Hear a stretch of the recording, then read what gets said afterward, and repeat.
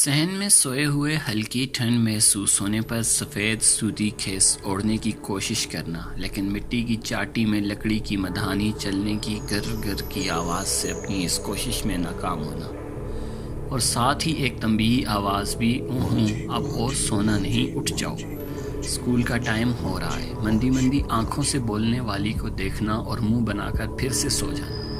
لیکن تھوڑی دیر بعد ہی آواز کی سمت سے ہی ہلکے پانی کی چھینٹیں آنے لگنا۔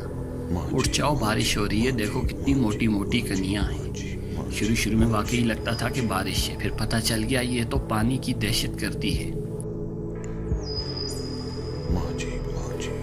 گندم اور مونجی خریدنے کے بعد اسے صاف کرنا، مونجی کے چاول چھڑوا کر انہیں ہلدی یا دھریک اور نیم کے پتوں کے ساتھ محفوظ کرنا، اور گندم کو صاف کر کے بڑولوں میں ڈالنا، بغیر پیش کی اطلاع یہ کام شروع کرنا اور کئی دن تک محنت کے بعد اس کام کو انجام دینا۔ بیٹیوں کو بھی ساتھ لگانا، بصورت چہرے نظر انداز کرنا، شکایتی لفظوں پر خاموش رہنا،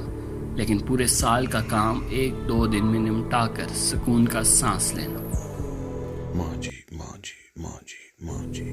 کچے آم آتے ہی محلے کی کسی عورت سے 20 کلو آم منگوانا، 5 کلو سبز مرچ اور لیموں بھی ساتھ، اپنے ہاتھوں سے مرچوں کو کاٹنا،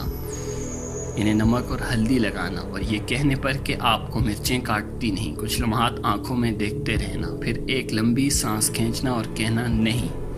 اور یہی نہیں چھینکیں مارتے مارتے ہوئے بہتی آنکھوں سے اس وقت کہنا جب سوکھی سرخ مرچوں کو بڑے سے لنگرے میں موٹا موٹا پیسا جاتا۔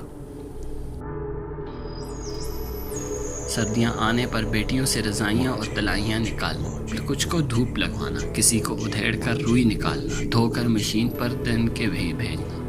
واپس آنے پر چھت پر لے جا کر موٹی سی سوئی سے اتنے دوبارہ سینا، اور اس طرح کہ دھاگا اوپر نظر نہ آئے، اولاد کو پڑھتے دیکھنا اور خاموشی سے نئی سوئی میں دھاگا ڈال لینا، لکڑیاں سلگانے، ان پر توا رکھنے، دھڑا دھڑ ہاتھوں سے پیڑا بنا کر پیڑے کی روٹی بناتے، کچھ کوئلے باہر نکال کر ان پر سالن گرم کرتے،